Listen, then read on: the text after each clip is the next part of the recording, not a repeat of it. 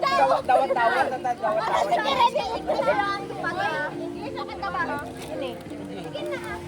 Sige na. Tunduan man ka. Pili lang mag-isa. Bala, Bisaya. Kaya naman nila. Sige na, promise. Dali lang na. Alis sa gudar. Saan mo nag-charge? Dili, bawal siya.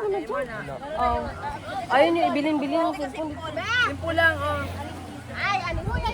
Ano ba? Ay, tikalan man ko. Ay, hindi na lang.